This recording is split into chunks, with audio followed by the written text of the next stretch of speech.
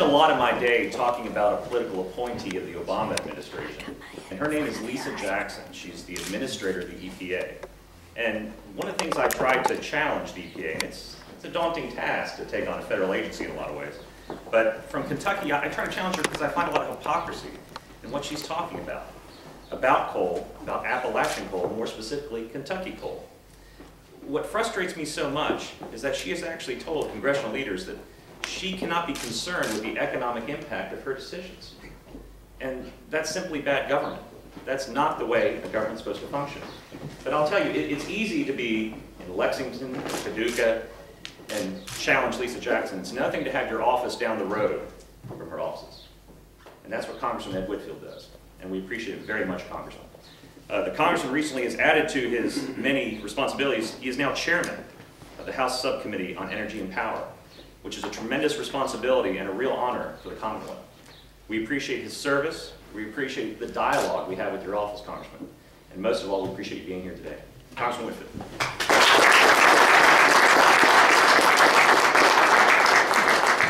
Bill, thank you very much, and I certainly want to thank all of you for being with us today, and I hope, Bill, that we can do events like this all over Kentucky, as a matter of fact. When you think about coal, it really is synonymous with Kentucky.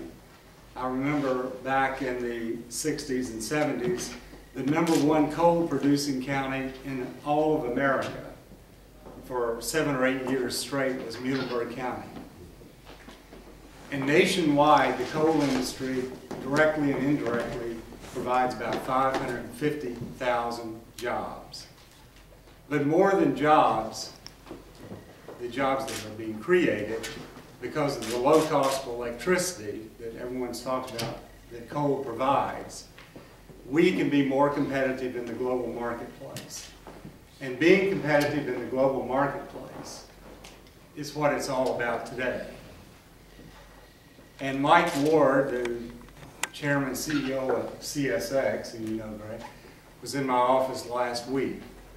And he said that the railroads today are moving more coal to the ports for export to China than at any time in our nation's history.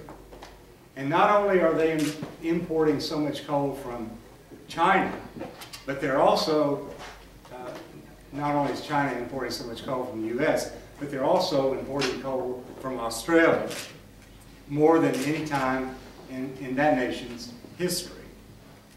And yet there is a concerted effort made by a lot of groups and people in this administration in Washington, D.C., and I'm not exaggerating, whose one goal is to put coal out of business.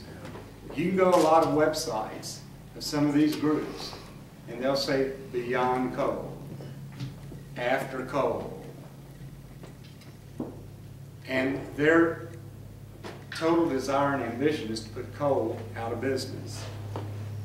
And of all the stimulus money that this administration put out over the last couple of years, I can't tell you what percent, but it's a very high percentage that has gone to green energy projects. Now, unlike these groups who are trying to put coal out of business, those of us in states that depend upon coal as Kentucky, we're not trying to say we don't need green energy. But we're saying we need everything to meet our demand that we expect to double in the next 30 years for electricity. So we have to have everything. They're trying to put coal out of business, and we're saying we need everything. And Bill has already mentioned about EPA, and Glenn mentioned EPA. And right now in the pipeline, they have over 30 regulations that's going to be harmful to coal. The most recent one being the greenhouse gas rule. And there's no way that EPA can regulate greenhouse gases. Even John Dingell, who is one of the strongest Democrats in Washington, who's been in Congress since 1955, said it would be a glorious mess if EPA ever tries to regulate greenhouse gases, which is things like water vapor, carbon dioxide, and we know we have to have carbon dioxide to live. So they're out to do it, and they're already working on those regulations. They're also working on regulations making more stringent the air transport rules. They're working on regulations affecting the new source review rules. So if you try to upgrade your utility plant, they're going to make you spend millions of dollars.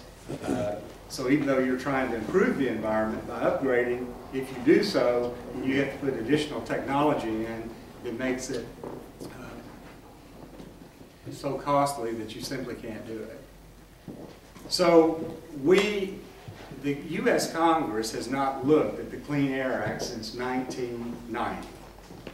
And to be truthful with you, we've had almost a laissez-faire attitude about the Clean Air Act.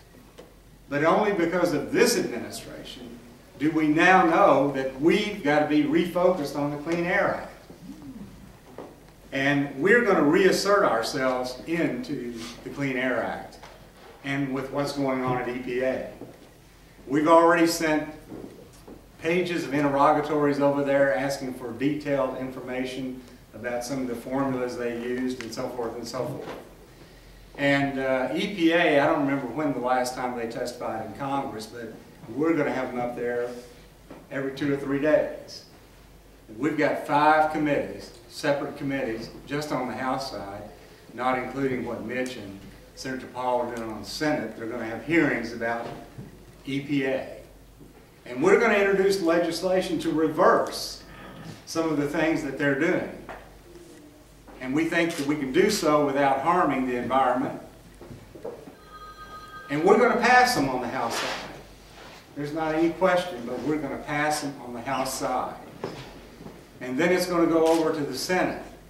And Mitch McConnell is in a great position to be of influence. But we know that Harry Reid and his party control the Senate.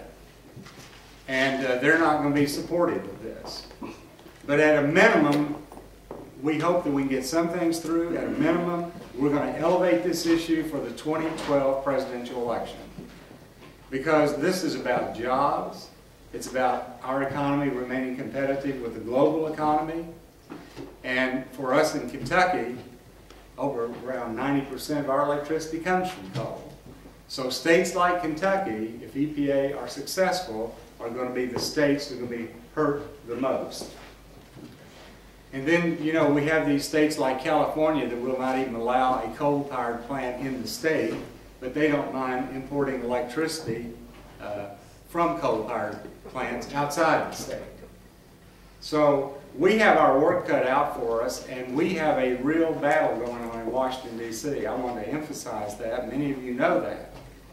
But Lisa Jackson's one goal is to put coal out of business.